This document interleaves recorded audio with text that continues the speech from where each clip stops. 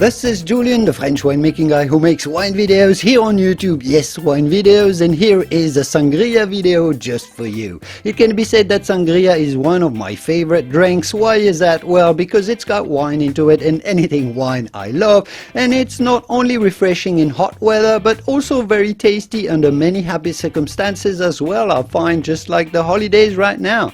Here we're going to be looking at which wines are the best to use for making sangria. I'm going to be giving you specific types of wines and the names that you should look out for on wine labels at your wine shop to make your sangria, and at the end of the video I will be giving you the 3 general characteristics your wine should have as well to make the best possible sangria, so make sure to stay tuned until the end of the video to hear that too. For the context, the name sangria originated from Spain and was appreciated across Europe as a punch cocktail made from the combination of fruit and a sugar-sweetened wine. Rumor has it that this drink was introduced into the United States for the first time at the World Fair in 1964. So what kind of wine do you use for making sangria? Let's look at the white wines first. Most people think of sangria as red, but it is possible to make white sangria as well with white wine, of course, with the advantage of having less tannins, less bitterness and less astringency to deal with.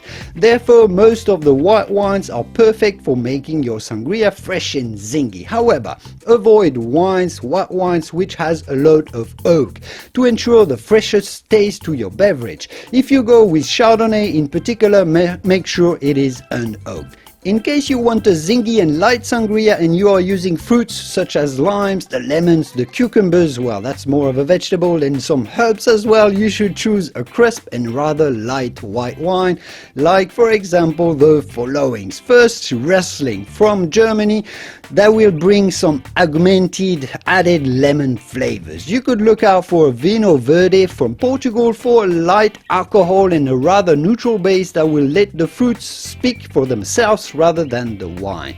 You could look out for Pinot Gris or Pinot Grigio or the Viognier, and those will bring more pronounced tropical fruit aromas, notes of white, peach, apricot as well, absolutely perfect and delicious. For grassy and tropical notes, look out for a nice unoaked Sauvignon Blanc. Finally, you can find a Torrontés or Torrontés from Argentina for highly floral and medium-bodied expression of a wine. Now, what are the best red wines for making your sangria? Admittedly, red sangria is the most traditional type of sangria, but because red wine can be quite strong and powerful, well, make sure to listen and choose one of the following wines. First, Merlot is generally fruity and round with a soft body and notes of cherry.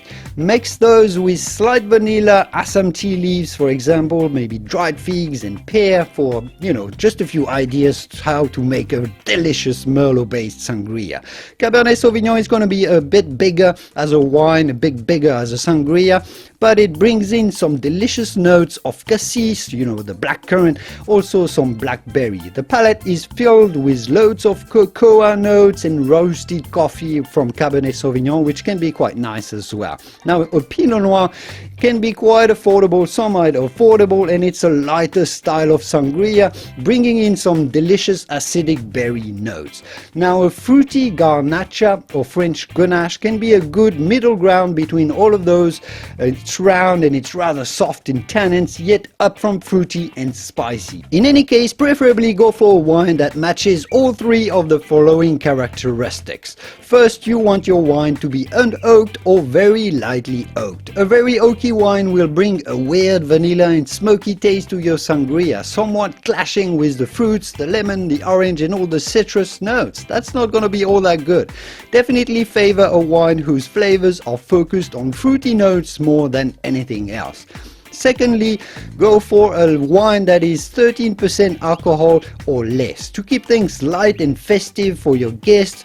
All about the effects of the alcohol itself, but also flavor wise. Anything above 13.5% really at the very max will feel too heavy and cloying and might surprise your guests that may not be expecting to be having such a strong drink, especially as you often have sangria before a meal or in the afternoon. Just keep it light and cheerful wonderful, guys.